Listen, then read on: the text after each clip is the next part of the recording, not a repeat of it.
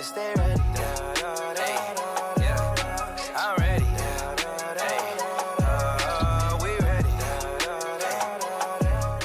Before we get started in today's video, please keep in mind that this game is in a pre-alpha stage, so there's a lot of bugs and issues with the game and not a lot of content. So before you guys type in the comment section below like, Takeoi, there's not much with this game, it looks very bad or buggy or broken, that's because the game is in pre-alpha. Like, they're still fixing up things, they're still testing out things, so please keep that in mind. But with that being said, let's go ahead and dive into today's video. What's going on, guys? Welcome back to another video. Today I'm going to be showing you guys a little bit of Aincrad Online and what it's about. And first off, right off the bat, we got a beautiful menu screen here. Like, this looks really good. I really like how the screen shakes and stuff like that. And you have all these options right here like play, shop, codes, and credits. I don't think any of these actually work besides play. Yeah, none of these actually work. But later on down the line, we'll get stuff for like shopping codes. So let's go ahead and show you guys a little bit about what this game has to offer. Now, one thing you might notice is that this game also has like different slots. That means you can have up to 3 characters, sort of like with World Zero where you can have 3 different character slots. The same thing applies to this game, which is actually really nice because you get a chance to test out the other classes, level up with friends, etc, etc. Now, when you're first loading into the game, you'll be greeted by this town that you spawn in, which actually looks really nice. Like, this is really detailed and is obviously based off the Sword Art Online Hollow Realization game.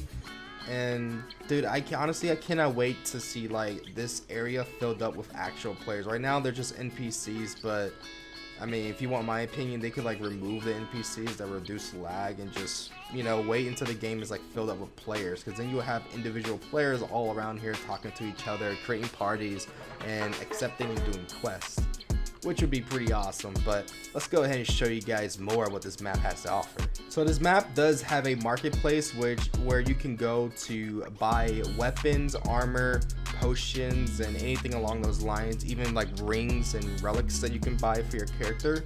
Right now they're not implemented in the game yet, obviously, but you can see like some of the shop stands, some of the keepers are in their shop.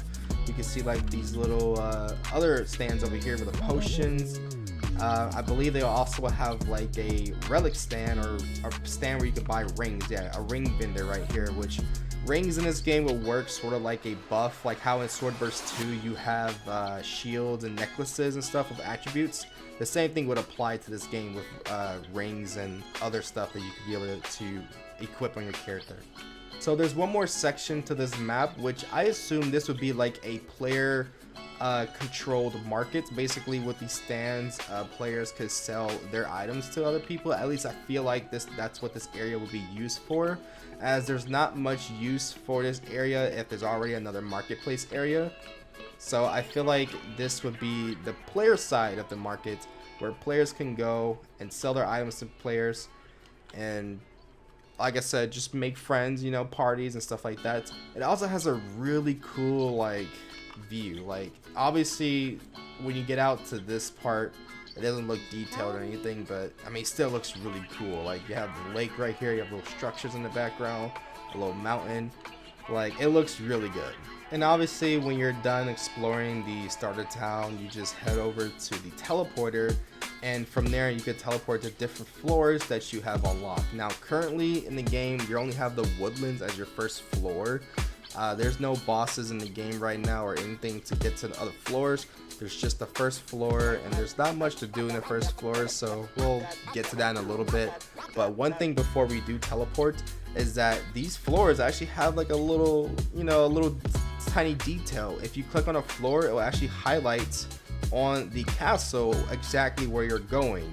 And if you guys ever watched the actual SAO anime, basically in this castle, this floating castle, there's different floors that you will go to, and all the different floors are on different levels of this castle. So like, as you get up in the castle, you know, at the tippy top might be like floor 10 or something, you know. So that's just a little extra detail they added in. When you select what floor you're going to, it'll actually highlight over here on this little castle. Alright, so once you're loaded into the woodlands, a few things off the bat that you might be wondering. Takeoi, how do I equip my weapon and how do I use it? Well, let me go ahead and show you how to do that. So if you're on keyboard or PC, I believe this game is only available for PC right now, but if you're on PC, you hit tab and you'll bring up your little menu here. Now, the only thing that works is stats and inventory. So what you want to do is go over to your inventory, and then from there, whatever class you pick, which is rapier, short sword, and long sword, you'll have it right here. So you'll click on it, click equip, and then hit return. And then obviously your stats, when you level up, you can do your stats. Strength, for what I know, is obviously strength, like it's your attack, your damage. Vitality is actually your HP, and 1 point equals 5 HP. So you get 2 points every level, which if you were to put those 2 points into vitality, you get 10 HP every level basically. Focus, I'm not sure exactly what it does. And dexterity, I believe, is something to do with your abilities. I think focus might be more like of your recharge, like how much stamina and stuff like that. I think that's what focus is for. I'm not exactly sure. I just know what strength and vitality does. Once you have your weapon equipped, you'll tap E on your keyboard to actually draw your weapon and use it. And obviously left click to attack. Right click doesn't do anything, but left click is to do your basic little combo. Now this game does have skills, but right now everybody only has one skill, or well, technically two, which is Q. That's your heavy attack basically, and it does have a cooldown. I believe you want to do it like once every 5 to 8 seconds or so, but it does have a cooldown. And your second skill is F, which is to block. Now your block does have this little meter, and if that meter goes down, you become stunned for I believe about 3 seconds or so, and during that time period a player can kill you or a mob can, so you want to be careful when you're blocking. Also, another note to add is that when you're exploring and fighting mobs and stuff, right now currently there is no party system in the game, so other players can damage you. That also means that other players can kill you, and it's sort of encouraged for players who want to PK to PK, so you want to be careful and just, keep an eye on your surroundings. And obviously, if you're gonna play this game, play it with a friend, because you don't want to get jumped. Alright, I've been in situations where I've got jumped by 3 players all attacking me and I had no one to back me up. So yeah, when you play this game, please play with friends. Like, you're gonna make your life so much easier. So the first group of mobs we have is actually the boar, which is in every single SAO game. The little classic boar. They don't do much damage to you, and currently right now, half the time when you attack them, they just run away. They don't really attack back. Sometimes they do, but majority of the time they don't. They'll just kind of run away from you and not do anything. So you can easily kill them, get some XP and level up. And obviously, when you're done with the boars, you can follow the pathway, which there's a little pathway. You can follow that, and eventually you'll come across some wolves. Before you guys come charges down here after defeating a couple boars, thinking that you're really good at the game, I would advise you to come down here when you're at somewhat of a high level, at least around level 10 or higher. At least at this point in time when we don't have options to buy equipment and stuff like that. With just a starter gear, I would recommend being around level 10, because these wolves do deal a lot of damage, and they have an AoE attack that no matter if you're standing 2 feet away from them or not, you will get hit. So please keep that in mind. It's best to attack these guys either when you're a high enough level to where you won't die in 3 hits, or if you have, a group of friends with you and you all can take turns taking a shot at him until eventually he dies. Just to demonstrate how strong these guys are, I'm gonna go ahead and attack this one and let him do his howl attack. Look at my health. Like, look at that. He is doing a lot of damage to me. And you guys want to know what level I am? Let me get away from him real quick. Guess what level I am, guys? I am level 28. So if he's doing that much damage to me, just imagine how much damage he'll do to a level 1 or 2. So you guys really want to come prepared before you fight on these wolves. As you continue on down the path, eventually you'll come across some bees, which I'm going to show you guys here in a second.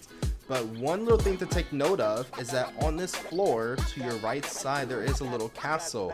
Now I believe you'll unlock the doors when you get to a certain level. You'll be able to go into the castle and take on the first boss, which the first boss does not work sadly at the moment. He's not really coded to do anything, so there's nothing that you can do, but it's just a little cool thing to keep in mind.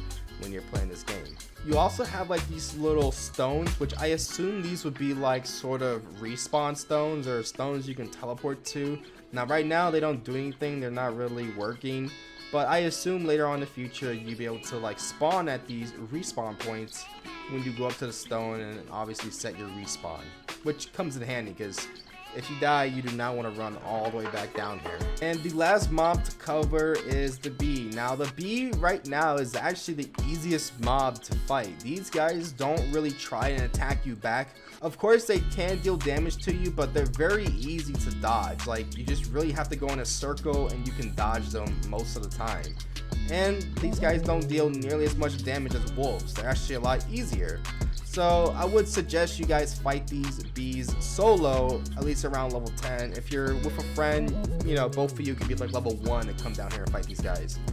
But do keep in mind that sometimes they will catch you in a combo, like they just caught me in, and will melt your health a bit. So you want to keep that in mind when you're fighting them. And that's it for this video, guys. Basically that's everything to show in the game. Like I said, there's not much. It is in a pre-alpha stage, so there won't be much to do other than to fight mobs and attack other players and level up.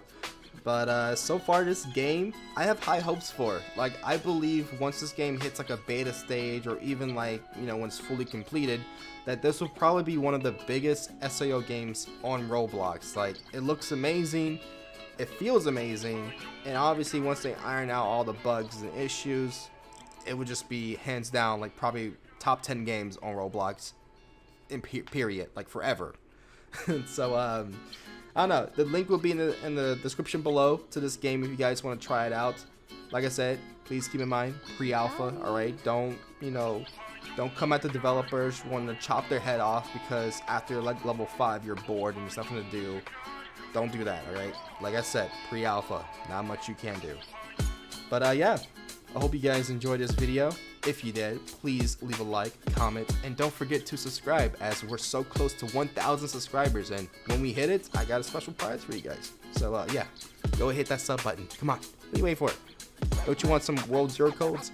I got you if you hit that sub button. But I'll see you guys in the next video. It's been your boy, Takeoi. Peace out.